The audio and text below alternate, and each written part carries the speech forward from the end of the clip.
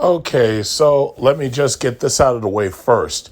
The Mopar event that's coming up will basically allow us to see the new products that Chrysler has planned.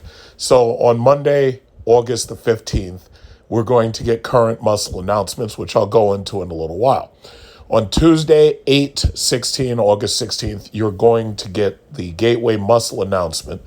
Wednesday, August 17th, we're going to get future muscle announcements. And then Friday, August 19th, that's when we're going to have the Modern Street Hemi Shootout. So basically, it's like this. Before I go into the other news, the electrified Dodge vehicles that are planned are going to be announced most likely on August 17th. So that's the day that some of you are probably waiting for because you want to see what they're going to come up with. As far as current muscle announcements, that's when we're going to get into the new variants of the Charger and Challenger, and you also may hear about the new variants of the twin-turbo engine. Okay, so long story made short, and I'm going to keep this short as possible. Stellantis goes 6 in a row with a twin-turbo inline 6. Now, first of all, before we even get started, let's just understand that in some cases the inline 6 has been a good engine, but in other cases the inline 6 has not been considered a great engine. They actually prefer using the V6 engine configuration because it solves some of the issues that they have with the inline 6. None of these configurations is perfect. Like, for example, the Boxer engine that you see in the Subaru BRZ and the Toyota 86, they've had a couple of versions of that thing. But even though the engine was relatively okay, the problem was it's very difficult to mod. And, some modders really didn't like them. The V6 engine tends to be easier to mod. The V8 engine is easier to mod, and the regular i4 cylinder engines tend to be easy to mod. But see, here's the problem. I've said this before. Chrysler's technology right now is actually very old. Nobody is using an iron block engine at all, especially with a V8. Nobody's putting a supercharger on an iron block engine. Obviously, it's because of the weight. The Dodge Charger, the Dodge Challenger, the Jeep Trackhawk, the Dodge Durango Hellcat, those things weigh a lot. And we're going towards weight savings, for one, with aluminum, pretty much everything, aluminum block everything. Some car manufacturers are doing carbon-injected steel in order to save weight, i.e. like BMW does that. But ultimately what they're doing is they're trying to save as much weight as possible, and they're trying to make the engines not overly powerful, but they're trying to make the engines pass these emissions requirements and use less fuel. I don't know if any of you actually pay attention to global politics, but right now you have several countries that are literally falling apart because of fuel prices. Sri Lanka is one. They just had a January 6th style event where the people stormed the presidential palace because, food and fuel prices are out of control. People are waiting online for days just to get some fuel for one of their little motorbikes. Pakistan is another, falling right behind Sri Lanka. Pakistan's having problems. Come this winter, most of Europe is going to freeze their asses off, specifically Germany, which relies mostly on Russian oil, natural gas. So the issue is most of these countries are doing their best to try to make it so that they're going to use as little fuel as possible, and that they're trying to ultimately electrify all of their vehicles by approximately 2030, the latest 2035. After 2040, in many places, it's going to be illegal to sell gasoline-powered vehicles such as cars or trucks. So they have over 20 years to get this done. So all these people who are complaining about the infrastructure, Oh, there's not enough electric charges. Oh, if you charge all these cars, it's going to bring the entire grid down. Yeah, well, they're basically going to tear up a large amount of the grid and they're going to replace it with an infrastructure that can handle it. Don't you worry. You just sit back, relax, and we're going to show you what happens when taxpayer money is used in a specific manner. So, anyway, these are the engines that they have planned. They're saying it's called the Hurricane. It's a twin turbocharged 3-liter inline six. The last engine that they came up with that I really hated was that multi-air turbo bullshit that they put in the Chrysler 200 and the Dodge Dart. Now, I understand that the 200 and the Dart were too small to get the Pentastar V6. Now, the Chrysler 200 had the Pentastar V6. In my opinion, what they should have done was they should have made it so that the Dart was large enough to get the Pentastar 6. And what they should have done was instead of making the car the Dart, they should have taken that Dart and basically made that the Dodge version of the Chrysler 200. But the problem ultimately was the Chrysler 200, even though it was a pretty decent car, it was plagued with a lot of electrical, some build quality issues. And the other issue was both the Dart and the 200 was too small. The Dart had that stupid multi-air turbo engine. Chrysler is not good at small engines.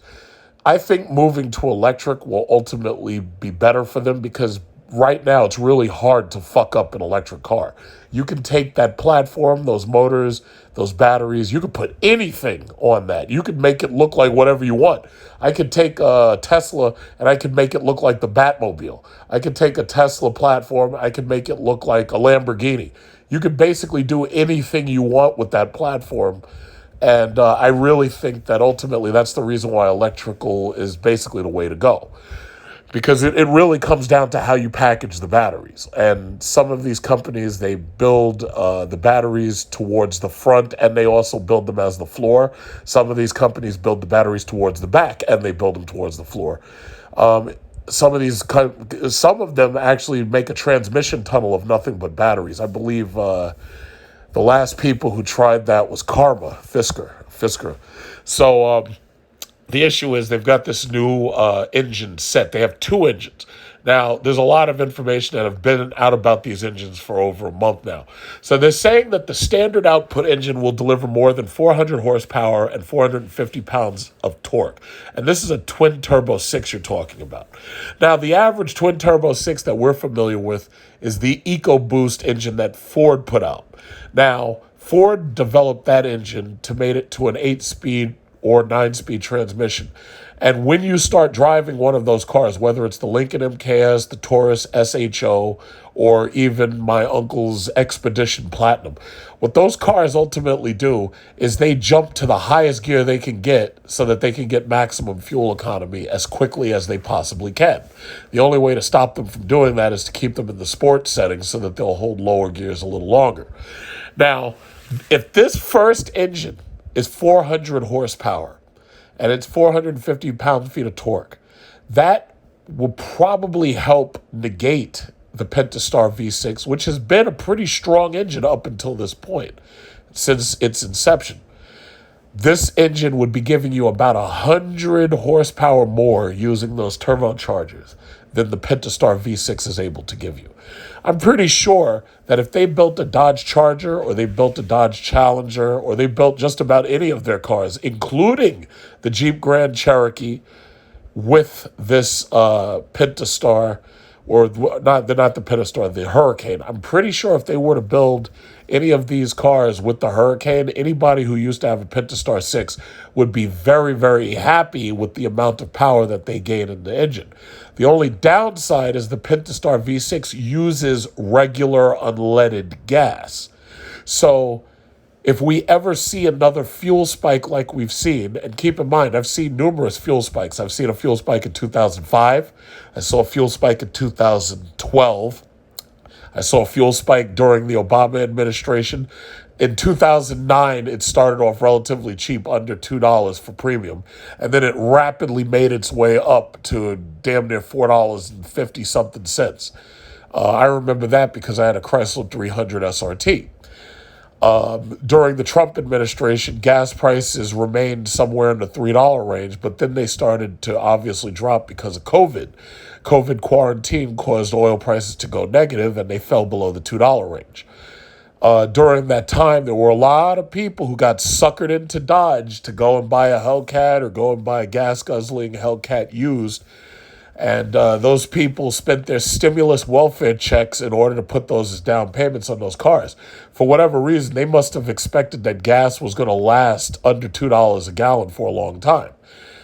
Lo and behold, gas jumped up to 3 times that when we had this issue with Russia curb stomping Ukraine. So basically right now, premium gas in some places is $6 a gallon. And here at my local BJ's, which I'm probably going to have to go to a little bit later to get more gas, you're still looking at $5 a gallon. And as I've said, I'm buying an electric vehicle as my next car. Cadillac Lyriq all-wheel drive. I got onto the list of pre-orders for the initial run of the all-wheel drive models, and I should be getting my car delivered probably in January. The first engine is 400 horsepower, 450 pound-feet of torque. Okay, that sounds really good. But then they're saying that they have a high-output version, and that's kind of something that I think Ford Lincoln was stupid not to do. When they put that EcoBoost motor out, they didn't put out a high-output version for the Lincoln MKS or for their cars. They basically kept them around, I believe it was 400 and something horsepower. And obviously the Hemi V8 was just so much better, especially if you had the 6.4 or the 6.2 liter Hellcat engines. So they're saying that this other version could do 500 horsepower and 475 pound-feet of torque. That sounds really good because this would actually be more powerful than what I have in my Jeep as a naturally aspirated V8 engine. The only downside about turbochargers is the spool up. I've driven the Lamborghini Urus and I've driven the Jeep Trackhawk. The Jeep Trackhawk feels more powerful and is more powerful, but because Chrysler fucked it up really badly, gave it a shitty exhaust system, didn't tune it properly, and they just rushed it out the gate, sometimes the Urus can beat the Jeep Trackhawk in races. Typically, the Jeep Trackhawk and the Durango Hellcat are going to beat the Urus in a race. But the Urus definitely has an obvious turbo lag, and I know because I've driven it. The only reason why people really want the Urus is because they're badge whores and they're desperate to have something that nobody else has, even if they have to try to spend $3,000 or $4,000 for it while they're living in their mama's basement, not paying rent and not paying a mortgage. So these engines could be used for a number of Stellantis products such as the Jeep Gladiator, Grand Cherokee, Wagoneer, and the Grand Wagoneer. If you have the high-output twin-turbo 6 doing 500 horsepower, you have to remember, the Grand Wagoneer comes with the 6.4-liter V8, just like my Jeep SRT. And that engine only puts out 485 horsepower. So this engine would actually be 15 horsepower more. So that would be pretty amazing, and you would see significant weight savings. And I'm sure most people would agree that despite the fact it's a twin-turbo 6, that the weight savings would probably make it all worth it. So that actually sounds really good, that you'd be getting this inline 6 Hurricane. And that actually really does sound very good. All of this will definitely be also mated to electric motors, because they're saying that the next Challenger, the next Charger, whatever they have that's going to be partially electric hybrid, they're saying it's going to be mated to 6 and it's going to make a sound that you've never heard before and everything. Well, this definitely seems like it would be the heart of whatever that product is going to be. So that's actually something worth looking forward to. I've already put this in my community chat, but the last thing that I'm going to mention is the fact that Dodge reportedly is planning a Challenger that has 909 horsepower and runs on E85. Before I even get started with that, I have a simple question. What happened to the 1,000 horsepower Elephant engine? I saw them package those crate engines. I saw them sell some of those crate engines, but I've never actually seen one being used to race and beat anybody.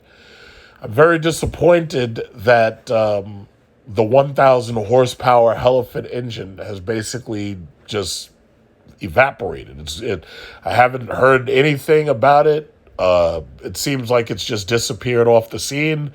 Nobody's talking about it anymore.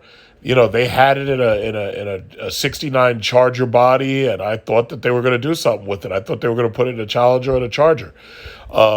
It would have been nice to see what they could do if they had an aluminum block engine similar to what we have now. Only now that it's aluminum, it saves a lot of weight, and it's got the same amount of power that the Hellcat has or more, i.e. 1,000 horsepower, but apparently we never got it. Nothing came out of it. So they're saying the Challenger is on its way out the door. After an incredible 15-year production run, Dodge finally plans to retire the Challenger in 2024. But if these latest rumors are to be believed, the Challenger is going out on a 909 horsepower high note. Citing an unnamed source close to the project, claims Dodge is planning a new Challenger that's able to run on E85. E85, called flex fuel, is a mixture of ethanol and gasoline with a higher concentration of ethanol versus your average gasoline mixture. It's a popular fuel source for tuners looking to make more power, and it provides more thermal efficiency and, in some cases, improved fuel consumption. So they go on to talk about how Koenigsegg has a Jesko that uses E85 and it's able to get 1,600 horsepower. First of all, the Challenger at this point is so long in the tooth that it's not funny. The Challenger at this point is basically played out. Same thing goes for the Charger. There are still a lot of turkeys out there who are trying to scrape together enough money to buy themselves a used Hellcat or a used Scat Pack or something. But for the most part, it's like those cars are so long in the tooth, it's not even funny. I kind of find it funny. There's some people on YouTube who are currently buying these cars, and they think that they're going to be able to build up a YouTube following just because they've bought these cars. What they don't seem to realize is that entire YouTube algorithm run of having a Challenger or a Charger is over. It's long over. So when these dudes are buying these cars, yeah, they might get a couple of subscribers. They might get a couple of thousand subscribers. Let's say up to about 7,000 or 8,000 subscribers within a very short amount of time. Because obviously the first thing they have to do is they have to start modding it, because nobody's going to watch their channels unless they start modding it. And even then, they're not getting that much traffic. The other issue is the views.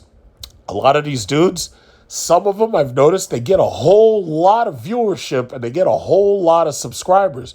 But when you actually look at the views, they really don't get that many views. And when I say not that many views, I'm talking about like less than 10 million or less than 20 million. So the issue ultimately is these cars have come and gone. The heyday for owning a Hellcat is over. Right now, anybody and their mama can go get a Hellcat if they can find one. The Hellcats that haven't been stolen off of the dealer lot or haven't been jacked for their parts before the dealer delivers them, the Hellcats that do manage to sell, ain't nobody even paying attention to those cars. And what's even worse than that is because the Scat Pack wide bodies look just like Hellcats, all it takes is somebody to debadge one of those cars and everybody in the public assumes that they're driving around in a Hellcat. The disappointing thing I would have to say before I get into this is that the wide body, in my opinion, should have been reserved for the Hellcats and the Demons alone. It should not have been given to the Scat Packs. By giving the wide body to the Scat Pack, you basically, I'm pretty sure there's a lot of Hellcat wide body owners who are very, very disappointed. And I'll say it again, this is one of the reasons why I never really wanted a Dodge product. I didn't want the Charger. I didn't want the Challenger. Yeah, they're good-looking cars. The only downside is they're sold at a price point where just about everybody can get them. I liked the Chrysler 300, and I wish they had made that a Hellcat, because the Chrysler 300 was a slightly more upscale product inside. It had better materials. It had more features. These Dodge Chargers and Challengers still they both don't have adaptive cruise control and front bumper sensors. Now, how you can sell these fucking things without front bumper sensors and adaptive cruise control, which is basically coming out in just about every new Japanese mini crossover and just about every new car that's coming out. Even my mama's Cadillac XT5 has front bumper sensors, and it doesn't have adaptive cruise control, but it does have collision avoidance warning. And I'm like, you got to be kidding me. How? And then they try to lie about it. Oh, well, we can't put that in the car because, some people might want to take the bumper off at the track. Get the fuck out of here. I've been to the track for the SRT experience. I ain't never seen nobody take the fucking front bumper off at a goddamn track. That's bullshit. You just didn't want to do it because you were being cheap. Don't even lie. Stop lying. Stop lying. Just stop it. So anyway, if you're a Dodge Demon owner, I have to wonder, how upset are you that they have surpassed, and I'm pretty sure Demon owners knew this was coming after they saw the Jailbreak and after they saw what they were doing with those wide-body Redeye Challengers. But if you're a Demon owner, how upset must you be to see that they're coming out with a 909 horsepower Challenger when they sold you your 840 horsepower Demon, and they told you, oh, well, we're never going to make the Demon anymore. There's not going to be any more Demons. We're going to make other Challengers, but your Demon is not going to ever be, nobody's going to ever have a Demon like your Demon. Your Demon's not going to be ever touched. So you bought your 840 horsepower Demon only to turn around, and now you're hearing that there's going to be a 909 horsepower Demon. How upset should you be right now? Not to mention that this thing is going to run on E85, which, although is less efficient than premium gasoline, which your Demon needs to run, but it's going to get more power. It's going to be less expensive to fuel. It's going to be less efficient, but it's going to be less expensive to fuel. And it's going to be able to blow your doors off when you go down to the raceway. How upset would you be as a Demon owner to see this?